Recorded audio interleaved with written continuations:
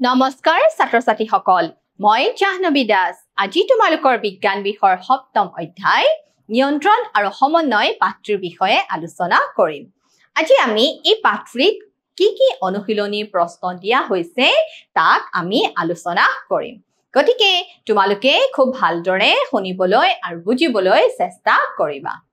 আহা আমি চাও প্ৰথমে তোমালোকৰ অনুশীলনীৰ প্ৰথম প্ৰশ্ন তোমালোকলৈনো কি দিয়া হৈছে সোৱা অনুশীলনী সপ্তম অধ্যায়ৰ নিয়ন্ত্ৰণ আৰু সমন্বয় পাঠটোৰ তলত উল্লেখ কৰা কোনবিধ উদ্ভিদৰ সঞ্জীৱনী পদাৰ্থ ইনসুলিন থাইৰক্সিন অবষ্ট্ৰেজন আৰু সাইটোকাইনিন ইনসুলিন থাইৰক্সিন অএষ্ট্ৰোজেন সাইটোকাইনিন এই চাৰিটাৰ ভিতৰত চাৰিটা অপচন দিয়া হৈছে তোমালোকক এই চাৰিটাৰ ভিতৰত কোনটোনো তলত উল্লেখ কৰা তাৰ মানে কোনবিধ উদ্ভিদৰ সঞ্জীৱনী পদাৰ্থ গতিকে উত্তৰটো আমি নিশ্চয় গমেই পাইছো উদ্ভিদৰ সঞ্জীৱনী পদাৰ্থ কি হ'ব উদ্ভিদৰ সঞ্জীৱনী পদাৰ্থ হ'ব সাইটোকাইনিন উদ্ভিদৰ আৰু কিছুমান আন সঞ্জীৱনী পদাৰ্থ আছে অক্সিন জিবাৰুলিন সাইটোকাইনিন এপচিসিক এসিড ইথিলিন হয়নে নহয় তোমালোকৰ মনত পৰিছেনে নাই আটাইতকৈ গুটেই কেইটা সঞ্জীৱনী পদাৰ্থ তোমালোকৰ নিশ্চয় মনলৈ আহি গৈছে প্ৰত্যেক সঞ্জীৱনী পদাৰ্থ বিলাকৰ কি আছে কিছুমান নিৰ্দিষ্ট কাৰ্য আছে অক্সিনে কি কৰে উদ্ভিদৰ দৈৰ্ঘ্য বৃদ্ধিত সহায় কৰে হয়নে নহয় ঠিক তেনেদৰে জিবাৰুলিনো উদ্ভিদৰ কি কৰে কাণ্ড বৃদ্ধিত সহায় কৰে দৈৰ্ঘ্য বৃদ্ধিতে সহায় কৰে সাইটোকাইনিনে কোষ বিভাজনতে সহায় কৰে এপচিসিক এসিডে কি কৰে এপচিসিক এসিডে উদ্ভিদৰ বৃদ্ধিত বাধা দিয়ে ইথিলিনে আকৌ কি কৰে ফল পকাত সহায় কৰে আৰু এই যে দেখিছা ইনসুলিন থাইৰক্সিন এষ্ট্ৰোজেন এইবিলাক হৈছে প্ৰাণী হৰমন গতিকে এই হৰমনসমূহ হৈছে কিছুমান ৰাসায়নিক পদাৰ্থ যি ৰাসায়নিক পদাৰ্থ প্ৰাণী দেহতো পোৱা যায় আকৌ উদ্ভিদতো কিছুমান কি পোৱা যায় এই ৰাসায়নিক পদাৰ্থ পোৱা যায় সেই ৰাসায়নিক পদাৰ্থসমূহকে কি কৰে কি বুলি কোৱা হয় সঞ্জীৱনী পদাৰ্থ বুলি কোৱা হয় আমি পিছৰ প্ৰশ্ন চাও আহা দুটা নিউৰনৰ খালি ঠাই কি বুলি কোৱা হয় তোমালোকক অপচন হিচাপে দিয়া হৈছে ডেনড্ৰাইট সাইনেপছ এক্সন প্ৰেৰণা দেখিছানে দুটা নিউৰনৰ মাজৰ যি সংযোগ স্থান বা দুটা নিউৰনৰ মাজৰ যি খালি ঠাই বা ফাক হেতু কি বুলি কোৱা হয় জানানে হেতু কোৱা হয় সাইনেপছ বুলি কোৱা হয় দেখিছানে গতিকে সাইনেপছ মানে হল দুটা নিউৰনৰ মাজৰ যি সংযোগী পথ গতিকে তোমালোকে উত্তৰটো মনত ৰাখিবা ইয়াৰ পিছৰ প্ৰশ্ন চোৱা মগজুৱে কি কাম কৰে ভাব আৰু চিন্তা কৰা হৃদপিণ্ড স্পন্দন নিয়ন্ত্ৰণ দেহৰ সমতা ৰক্ষা ওপৰৰ আটাইকেইটা গতিকে মগজুৰ আমি গমে পাইছো উত্তৰটো কি হ'ব উত্তৰটো হ'ব ওপৰৰ আটাইকেইটা মগজুৱে এই গুটেই কেইটা কামে কি কৰে জানানে সমাধা কৰে পিছৰ প্ৰশ্ন চোৱা আমাৰ দেহৰ গ্ৰাহক অংগৰ কাম কি গ্ৰাহক অংগই যথোপযুক্তভাৱে কাম নকৰিলে কেনে পৰিস্থিতি হ'ব ভাবাচোন ইয়াৰ ফলত নো কি সমস্যা হ'ব পাৰে বা কি সমস্যা দেখা দিব পাৰে চোৱা যিবোৰ অংগই উদ্দীপনা গ্ৰহণ কৰিব পাৰে তেনে অংগকে গ্ৰাহক অংগ বোলে দেখিছানে যিবোৰ অংগই উদ্দীপনা গ্ৰহণ কৰিব পাৰে তেনেবোৰ অংগকে কি বুলি কোৱা হয় গ্ৰাহক অংগ বুলি কোৱা হয় যেনে চৰ্ম হয়নে নহয় চৰ্ম তোমাক কোনোবাই চিকুটি দিছে তুমি লগে লগে গম পাইছা হয়নে নহয় আৰু সোৱা নাকেৰে আমি কি কৰো গোন্ধ লওঁ ছালৰ সহায়ত আমি কি কৰো কোনো বস্তু গৰম কিমান গৰমনো কিমান ঠাণ্ডা তাক আমি চুই পেলাই কি কৰিব পাৰো অনুভৱ কৰিব পাৰো তাৰপিছত নাকেৰে আমি গোন্ধ পাওঁ হয়নে নহয় বহুত দূৰতে দাইল তেল মাৰিছে আমাৰ নাকত আহি গোন্ধ পাও নে নাপাও গতিকে নাকৰ সহায়ত আমি ফুলৰ গোন্ধ লওঁ গুটেই আমি কি কৰিব পাৰো গোন্ধ লব পাৰো কাণ হৈছে কাণৰ পৰা আমি কি কৰিব পাৰো শ্ৰৱণ কৰিব পাৰো শ্ৰৱণ শক্তি হয়নে নহয় কাণৰ সহায়তে এতিয়া যে মই যে তোমালোকক কথা কৈ আছো তোমালোকে শুনি আছা হয়নে নহয় গতিকে হি কিহৰ সহায়ত সংঘটিত হৈছে হি কাণৰ সহায়ত শ্ৰৱণ অংগৰ সহায়তহে সংঘটিত হৈছে আকৌ জিভা হয়নে নহয় জিভাৰ সহায়তো আমাৰ জিভাত বিভিন্ন কি আছে স্বাদ মুকুল আছে সোৱাদ মুকুল আছে হয়নে নহয় জিভাৰ সহায়তে আমি কি কৰিছো আমি সেই খাদ্যৰ সোৱাদ লব পাৰিছো আকৌ চোৱা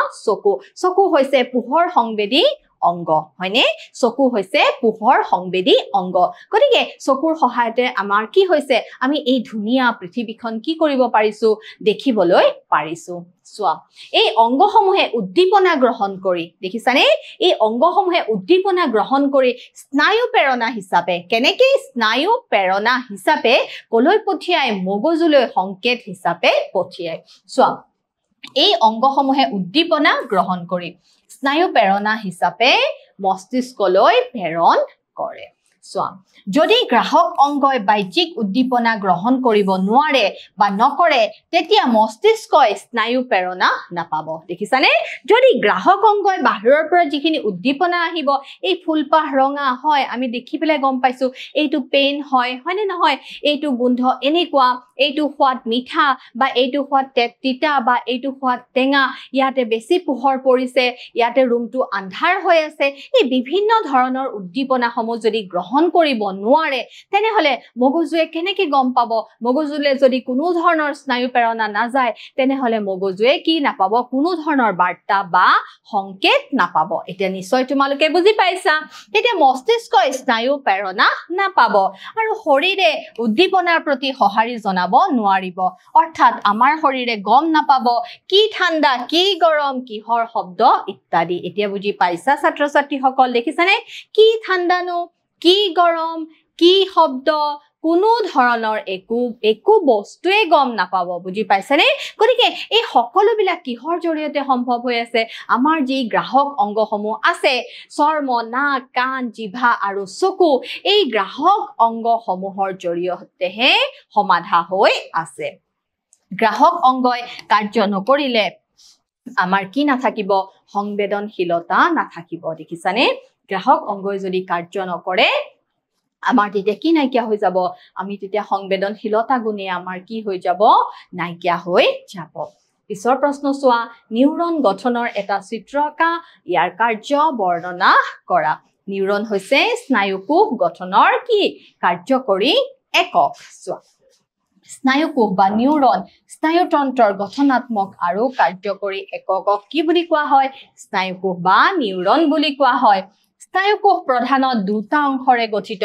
কি অংশৰে গঠিত কোষদেহ আৰু স্নায়ু প্ৰবৰ্ধৰে গঠিত মনত ৰাখিবা তোমালোকে কোষদেহ আৰু স্নায়ু প্ৰবৰ্ধ এতিয়া চোৱা কোষদেহ হৈছে স্নায়ুকোষৰ কোষ কেন্দ্ৰ অৱস্থিত অংশটোকে কি বুলি কোৱা হয় কোষদেহ বুলি কোৱা হয় য'ত কোষ কেন্দ্ৰ থাকে স্নায়ুকোষৰ য'ত কোষ কেন্দ্ৰ থাকে নিউক্লিয়াছ থাকে সেই অংশটোকে কি বুলি কোৱা হয় কোষদেহ বুলি কোৱা হয় আৰু স্নায়ু প্ৰবৰ্ধ হৈছে দুই প্ৰকাৰৰ এই স্নায়ু প্ৰবৰ্ধ যে দুই প্ৰকাৰৰ কি বুলি কোৱা হয় যায় জানানে এক্সন আৰু ডেনড্ৰাইট বুলি কোৱা হয় ইয়াৰে এক্সনডাল দীঘল হয় আৰু ডেনড্ৰাইট বিলাক কেনেকুৱা হয় শাখা প্ৰশাখা যুক্ত হয় আৰু ডেনড্ৰাইট বিলাক কি হয় চুটি হয় চোৱা স্নায়ু প্ৰবৰ্ধ কোষদেহৰ পৰা ওলোৱা প্ৰশাখাযুক্ত প্ৰবৰ্ধ বিলাককে স্নায়ু প্ৰবৰ্ধ বুলি কোৱা হয় চোৱা কোষদেহৰ পৰা ওলোৱা কৰ পৰা ওলোৱা কোষদেহৰ পৰা ওলোৱা এতিয়া শাখা প্ৰশাখা যুক্ত প্ৰবৰ্ধ বিলাকক কি বুলি কোৱা হয় স্নায়ু প্ৰবৰ্ধ দুই প্ৰকাৰৰ ডেনড্ৰাইট কোষদেহৰ পৰা ওলোৱা চুটি প্ৰবৰ্ধ বিলাকক কি বুলি কোৱা হয় ডেনড্ৰাইট বুলি কোৱা হয় আৰু দীঘল প্ৰবৰ্ধডালক কি বুলি কোৱা হয় এক্সন বুলি কোৱা হয় দেখিছানে কোষদেহৰ পৰা ওলোৱা দীঘল প্ৰবৰ্ধডালক কি বুলি কোৱা হয় এক্সন বুলি কোৱা হয় এতিয়া তোমালোকৰ আগত এইটো কিহৰ চিত্ৰ দেখুওৱা হৈছে নিউৰনৰ গঠনৰ চিত্ৰ দেখিছানে এইটো যে দেখিছা কোষ কেন্দ্ৰ অংশ এইটো কি বুলি কোৱা হৈছে এইটো কোষ কেন্দ্ৰ আৰু এইটোকে কি বুলি কোৱা হৈছে কোষদেহ বুলি কোৱা হৈছে দেখিছা আৰু এই যে শাখা প্ৰশাখা যুক্ত বিলাক যে ওলাইছে এইবিলাকক কি বুলি কোৱা হয় ডেনড্ৰাইট বুলি কোৱা হয় দেখিছানে ডেনড্ৰাইট বুলি কোৱা হয় ডেনড্ৰাইট বিলাক শাখা প্ৰশাখা যুক্ত আৰু কোষদেহৰ পৰা ওলোৱা স্নায়ু প্ৰবৰ্ধ কেনেকুৱা স্নায়ু প্ৰবৰ্ধ চুটি স্নায়ু প্ৰবৰ্ধ আৰু এইডাল যে দেখিছা এই দীঘল স্নায়ু প্ৰবৰ্ধডালক কি বুলি কোৱা হয় এক্সন বুলি কোৱা হয় আৰু এই শেষৰ এইখন যি আৱৰণী এই আৱৰণীখনক মায়োলিন আৱৰণী বুলি কোৱা হয় আৰু এইখিনি কি বুলি কোৱা হয় শেষৰ অংশক প্ৰান্তীয় অংশ বুলি কোৱা হয় আৰু ইয়াতে এই সাইনেপছতে আকৌ কি হৈ যায় জানানে অন্য এটা স্নায়ুকোষ জড়িত হয় গতিকে এই দুটা স্নায়ুকোষৰ মাজৰ যি সংযোগী পথ তাকে কি বুলি কোৱা হয় সাইনেপছ বুলি কোৱা হয় এতিয়া কাৰ্য চোৱা নিউৰনৰ মুখ্য কাৰ্য হল নিউৰনৰ সহায়ত স্নায়ু প্ৰেৰণা আমাৰ দেহত সঞ্চালিত হয় দেখিছানে নিউৰনৰ সহায়তে স্নায়ু প্ৰেৰণা আমাৰ দেহত সঞ্চালিত হয় নিউৰনে পৰিবেশৰ পৰা তথ্য আহৰণ কৰি তাক বৈদ্যুতিক প্ৰেৰণাৰ ৰূপত কেনেকুৱা ৰূপত বৈদ্যুতিক প্ৰেৰণাৰ ৰূপত শৰীৰৰ এটা অংশৰ পৰা আন এটা অংশলৈ কি কৰে সঞ্চালিত কৰে আৰু তাৰ ক্ৰমটো চোৱা বৈদ্যুতিক প্ৰেৰণা দেখিছানে ডেনড্ৰাইটৰ পৰা কলৈ যাব কোষ দেহলৈ যাব কোষ দেহৰ পৰা কলৈ যাব এক্সনলৈ যাব দেখিছানে এক্সনৰ পৰা আকৌ কি হ'ব প্ৰান্তীয় শাখা আহি সাইনেপছৰ পৰা আকৌ কি হ'ব অন্য এটা স্নায়ু কোষলৈ স্নায়ু প্ৰেৰণা প্ৰবাহিত হ'ব পিছৰ প্ৰশ্ন চোৱা উদ্ভিদৰ পোহৰানুবেগী প্ৰতিক্ৰিয়া কেনেকৈ সংঘটিত হয় এই পোহৰানুবেগী প্ৰতিক্ৰিয়াক দীপ্তিকাল প্ৰতিক্ৰিয়া বুলিও আমি ক'ব পাৰো চোৱা উদ্ভিদৰ কাণ্ড পোহৰৰ দিশত বেকা হয় আৰু শিপাই পোহৰৰ পৰা আঁতৰলৈ গতি কৰে আমি এইটো কথা জানোৱেই উদ্ভিদৰ কাণ্ডই সদায় পোহৰৰ দিশত ধাৱমান হয় আকৌ শিপাই কি কৰে শিপাই মাটিৰ তললৈ গতি কৰে হয়নে নহয় চোৱা পোহৰৰ দিশত উদ্ভিদৰ কাণ্ড বেকা হোৱাৰ লগত অক্সিজেনৰ প্ৰভাৱ জড়িত হৈ থাকে অক্সিজেন হৰমন বা অক্সিজেন সঞ্জীৱনী পদাৰ্থৰ ফলতে উদ্ভিদৰ কাণ্ড অংশ কি হয় পোহৰৰ দিশত বেকা হয় অক্সিজেন কাণ্ডৰ অগ্ৰাংশত সংশ্লেষিত হয় আৰু যেতিয়া উদ্ভিদৰ কাণ্ডৰ অগ্ৰাংশত পোহৰ লাভ কৰে অক্সিজেনে কাণ্ডৰ ছাদ থকা অংশলৈ গতি কৰে আৰু এই অঞ্চলৰ কোষসমূহৰ দৈৰ্ঘ্য বৃদ্ধিত কি কৰে অৰিহণা যোগায় ইয়াৰ বাবে উদ্ভিদৰ কাণ্ড পোহৰৰ দিশত কি হৈ পৰে পোহৰৰ দিশত বেকা হৈ পৰে পিছৰ প্ৰশ্ন চোৱা স্নায়ু ৰজ্জুত আঘাত হলে কেনে বাৰ্তাত ব্যাঘাত ঘটে চোৱা স্নায়ু ৰজ্জুৰ দ্বাৰা গোটেই শৰীৰৰ পৰা মস্তিষ্কলৈ আৰু মস্তিষ্কৰ পৰা শৰীৰৰ অংগসমূহলৈ সকলো বাৰ্তা সঞ্চালিত হয় গতিকে স্নায়ু ৰজ্জুত আঘাত হলে শৰীৰৰ সকলো ধৰণৰ সংকেতেই কি হ'ব বাধাগ্ৰস্ত হৈ পৰিব ইয়াৰ পিছৰ প্ৰশ্ন চোৱা উদ্ভিদৰ ৰাসায়নিক সমন্বয় কেনেদৰেনো সংঘটিত হয় উদ্ভিদ দেহত ৰাসায়নিক সমন্বয় উদ্ভিদত উদ্ভিদ হৰমন বা ফাইটো হৰমনৰ দ্বাৰা ৰাসায়নিক সমন্বয় সংঘটিত হয় দেখিছানে উদ্ভিদ দেহত যি উদ্ভিদ হৰমন বা সঞ্জীৱনী পদাৰ্থবিলাক আছে তাৰ সহায়তে কি হয় ৰাসায়নিক সমন্বয় সংঘটিত হয় উদ্ভিদৰ এক নিৰ্দিষ্ট অংশত এক বিশিষ্ট হৰমনৰ উৎপত্তি হয় আৰু কাৰ্য কৰাৰ বাবে নিৰ্দিষ্ট অংগলৈ হৰমন হয় উদাহৰণস্বৰূপে উদ্ভিদৰ সূৰ্যৰ পোহৰ পৰা অংশত কম অক্সিজেন হৰমন সঞ্চিত হয় দেখিছানে যি অংশত সূৰ্যৰ পোহৰ পৰে আৰু কম পোহৰ পৰা অংশত বেছি অক্সিজেন হৰমন কি হয় সঞ্চিত হয় যাৰ বাবে কোষ বিভাজন বৃদ্ধি পায় সেয়েহে উদ্ভিদৰ মূল বৃদ্ধি পোহৰৰ বিপৰীত দিশত হয় আৰু কাণ্ডৰ অগ্ৰংশ কম অক্সিজেনৰ বাবে কম কোষ বিভাজন হয় আৰু সূৰ্যৰ পোহৰৰ ফালে কি লয় ভাঁজ লয় ইয়াৰ পিছৰ প্ৰশ্ন চোৱা জীৱদেহৰ নিয়ন্ত্ৰণ আৰু সমন্বয়ৰ কাৰণেনো কি প্ৰয়োজন জীৱদেহৰ নিয়ন্ত্ৰণ আৰু সমন্বয় জীৱদেহৰ নিয়ন্ত্ৰণ আৰু সমন্বয়ৰ বাবে স্নায়ুতন্ত্ৰ আৰু অন্তঃস্ৰাৱী তন্ত্ৰৰ প্ৰয়োজন দেখিছানে জীৱদেহৰ নিয়ন্ত্ৰণ আৰু সমন্বয়ৰ বাবে কিহৰ প্ৰয়োজন স্নায়ুতন্ত্ৰ আৰু অন্তঃস্ৰাৱী তন্ত্ৰৰ প্ৰয়োজন স্নায়ুতন্ত্ৰই শৰীৰৰ বিভিন্ন অংগসমূহৰ মাজত নিয়ন্ত্ৰণ আৰু সমন্বয় ৰক্ষা কৰে শৰীৰৰ বিভিন্ন অংগসমূহৰ মাজত যি নিয়ন্ত্ৰণ কোনে কৰে স্নায়ুতন্ত্ৰই কৰে দেখিছানে স্নায়ুৰ দ্বাৰা ঠিক সেইদৰে অন্তঃস্ৰাৱী তন্ত্ৰই হৰমনৰ দ্বাৰা নিয়ন্ত্ৰণ আৰু সমন্বয় ৰক্ষা কৰে দেখিছানে অন্তঃস্ৰাৱী তন্ত্ৰই কিহৰ দ্বাৰা হৰমনৰ দ্বাৰা দেখিছানে অন্তঃস্ৰাৱী তন্ত্ৰই হৰমনৰ দ্বাৰা কি কৰে নিয়ন্ত্ৰণ আৰু প্ৰাণী দেহত সমন্বয় ৰক্ষা কৰি থাকে পিছৰ প্ৰশ্ন চোৱা ঐচ্ছিক ক্ৰিয়া আৰু প্ৰতিক্ৰিয়াৰ মাজত পাৰ্থক্য কেনেকৈ উলিয়াবা ঐচ্ছিক ক্ৰিয়া আৰু প্ৰতিক্ৰিয়াৰ মাজত পাৰ্থক্য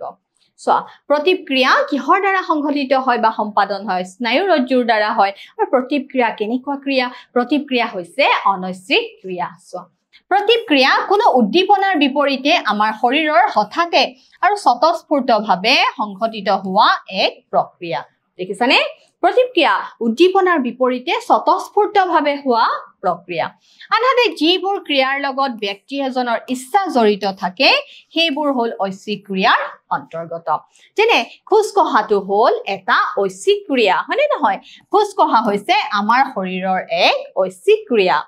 প্ৰতিক্ৰিয়াৰ উদাহৰণবোৰ কি হ'ব পাৰে প্ৰতিক্ৰিয়া যেনে চকুৰ মণিৰ আকাৰ সলনি কৰা চকীখন ঘূৰাই দিওঁতে চিন্তাৰ অনুভূতি আদি অনৈচ্ছিক কাৰ্য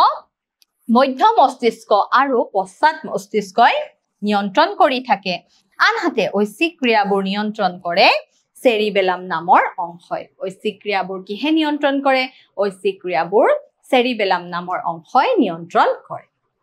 পিছৰ প্ৰশ্ন চোৱা প্ৰাণীৰ নিয়ন্ত্ৰণ আৰু সমন্বয়ৰ স্নায়ুতন্ত্ৰৰ আৰু হৰমনৰ ক্ৰিয়াৰ মাজত তুলনামূলকভাৱে আলোকপাত কৰা প্ৰাণীৰ নিয়ন্ত্ৰণ আৰু সমন্বয়ৰ স্নায়ুতন্ত্ৰৰ আৰু হৰমনৰ ক্ৰিয়াৰ মাজত তুলনা আমি তলত দিয়া ধৰণে চাওঁ হা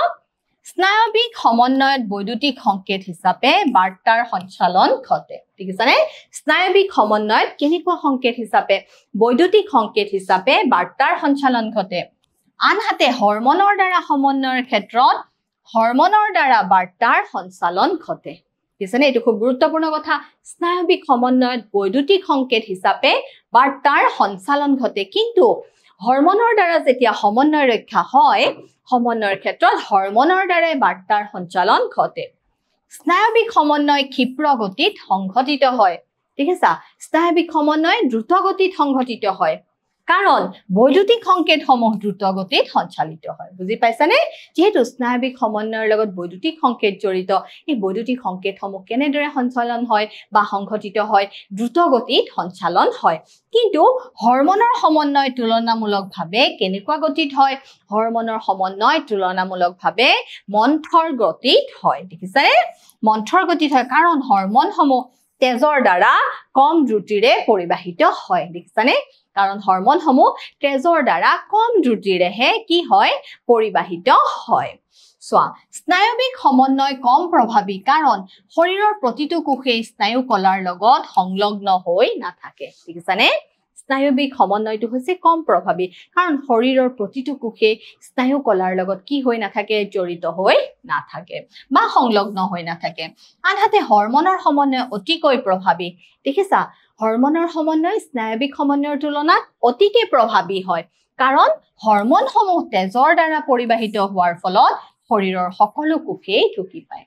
কাৰণ তেজে আমাৰ সকলো কোষলৈ কি হয় তেজ পৰিবহন হয় গতিকে হৰমন যেহেতু তেজৰ দ্বাৰা পৰিবহন হয় গতিকে এই হৰমনসমূহক শৰীৰৰ সকলোবোৰ কোষেই কি পায় ঢুকি পায় এতিয়া নিশ্চয় তোমালোকে বুজি পাইছা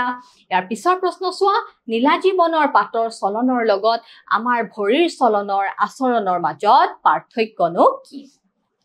নীলাজী বনে উদ্দীপনাৰ প্ৰভাৱত সঁহাৰি দিয়ে ইয়াৰ লগত বিকাশ বা বৃদ্ধিৰ কোনো সম্পৰ্ক নাই দেখিছানে নীলাজী বনে কেৱল কিহৰ প্ৰতি সঁহাৰি দিয়ে উদ্দীপনাৰ প্ৰতিহে সঁহাৰি দিয়ে ইয়াৰ লগত কোনো বৃদ্ধি বা বিকাশৰ সম্পৰ্ক নাই ইয়াৰ ক্ষেত্ৰত স্নায়ুৰো কোনো প্ৰভাৱ নাই দেখিছা ইয়াৰ ক্ষেত্ৰত স্নায়ুৰো কোনো প্ৰভাৱ নাই আনহাতে ভৰিৰ চলনৰ ক্ষেত্ৰত উদ্দীপকৰ প্ৰভাৱত সামগ্ৰিকভাৱে স্থান পৰিৱৰ্তন কৰে এই ক্ষেত্ৰত স্নায়ুৰো প্ৰভাৱ থাকে অংগ প্ৰত্যংগ চলনৰ বাবে কিহৰ প্ৰয়োজন বিশেষ প্ৰটিনৰ প্ৰয়োজন হয় গতিকে ছাত্ৰ-ছাত্ৰীসকল আশা কৰিছো তোমালোকে এই সপ্তম অধ্যায়ত থকা অনুশীলনীৰ প্ৰশ্নসমূহৰ উত্তৰসমূহ আয়ত্ত কৰিবলৈ সক্ষম হৈছা ঘৰত ভালদৰে পঢ়া শুনা কৰিবা ৰেগুলাৰ প্ৰেক্টিছ কৰিবা তেতিয়াহে পৰীক্ষাত ভাল ভাল মাৰ্কছ পাবা গতিকে আজিলৈ আহিছো ধন্যবাদ